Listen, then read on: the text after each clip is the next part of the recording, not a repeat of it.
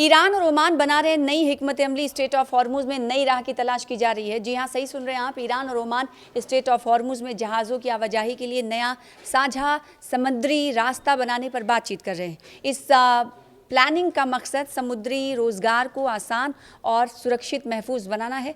अगर समझौता होता है तो एनर्जी आपूर्ति को वैश्विक व्यापार को राहत मिल सकती है, जबकि क्षेत्रीय सहयोग भी मजबूत होगा।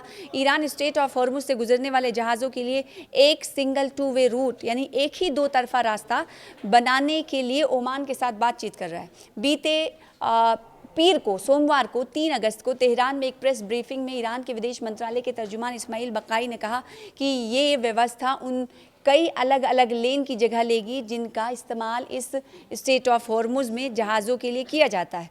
इरना मीडिया ने प्रवक्ता की बात का हवाला देते हुए कहा कि स्ट्रेट ऑफ हॉर्मुज के दोनों जानिब मुकीम इन देशों के इन ममालिक के बीच बातचीत अलग अलग उत्तरी और दक्षिणी रास्तों को हटाकर एक ही बीच के कॉरिडोर यानी रास्ते को बनाने पर केंद्रित रही है, जिससे दोनों तटीय देशों के हितों और सुरक्षा चिंताओं को ध्यान में रखकर डिज़ाइन किया गया है।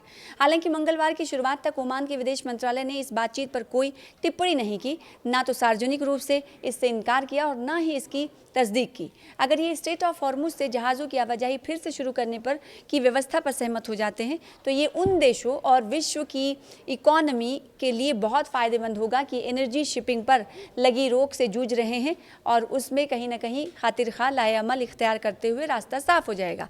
लेकिन इससे अमेरिका भी किनारे हो जाएगा, क्योंकि तस्नीम न्यूज़ वायर के अनुसार बकाई ने कहा कि बातचीत में कोई अन्य देश शामिल नहीं है। अमेरिकी राष्ट्रपति डोनाल्ड ट्रंप ने कहा कि स्ट्रेट ऑफ हॉर्मुज को फिर से खोलने के लिए ईरान के साथ बातचीत हो रही है, लेकिन बकाई ने इससे इनकार कर दिया। फरवरी में ईरान पर इजराइल अमेरिकी हमले के बाद से ये स्ट्रेट ऑफ हॉर्मुज बंद है, सिवाय कभी कभार होने वाली जहाज़ों की आवाजाही के। ईरान ने स्ट्रेट ऑफ हॉर्मुज में बारूदी सुरंगें बिछाई हैं और वहां से गुजरने की कोशिश करने वाले जहाज़ों पर हमले भी किए हैं, जबकि अमेरिका ने ईरानी बंदरगाहों की घेराबंदी की है और आदेश अहकामात न मानने वाले जहाज़ों पर गोलीबारी की है। इरना ने कहा है कि प्रस्तावित अंतरिम कॉरिडोर तब तक इस्तेमाल में रहेगा जब तक ईरान और ओमान मौजूदा बैनुल-अक़वामी ट्रैफिक सेपरेशन स्कीम यानी TSS के स्थायी विकल्प पर सहमत नहीं हो जाते। संयुक्त राष्ट्र के इंटरनेशनल मैरीटाइम ऑर्गेनाइजेशन यानी IMO ने 1968 में ईरान और ओमान द्वारा प्रस्तावित TSS को अपनाया था। IMO के मुताबिक ये समुद्री यातायात के लिए शिपिंग लेन तय करता है ताकि टक्करों को कम किया जा सके और सुरक्षा बेहतर हो सके। TSS हर दिशा में 2 मील चौड़ी लेन तय करता है, जिनके बीच 2 मील की अलग अलग करने वाली पट्टी होती है। IMO ने अब जहाज़ों को सलाह दी है कि वो TSS से ना गुजरें, क्योंकि वहाँ माइंस यानी बारूदी सुरंगें होने की खबर है। मीडिया रिपोर्ट्स में अमेरिका और ईरान के अज्ञात अधिकारियों के हवाले से कहा गया कि मस्कत तेहरान के प्लान के तहत ये जल डमरू स्ट्रेट ऑफ हॉर्मुज एक हाईवे की तरह काम करेगा, जिसमें जहाज़ दाईं ओर की लेन में चलेंगे।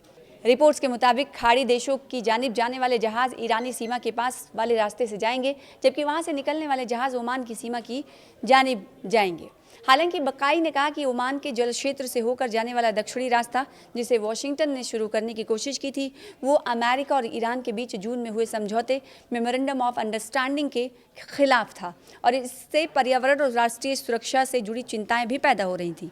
अमेरिकी नौसेना ने ओमान की ओर से कुछ जहाज़ों को सुरक्षा प्रदान की, लेकिन उन जहाज़ों पर हमले हुए और ये प्रक्रिया रोक दी गई। मीडिया रिपोर्ट्स में कहा गया कि इस व्यवस्था के तहत ईरान अपनी सीमा से गुजरने वाले जहाज़ों से सर्विस फीस ले सकता है, टैक्स ले सकता है, बिना इसे टोल कहे, क्योंकि टोल लेने पर बैनुल-अक़वामी कानून का उल्लंघन होता है और ट्रंप ने इसका कड़ा विरोध किया था।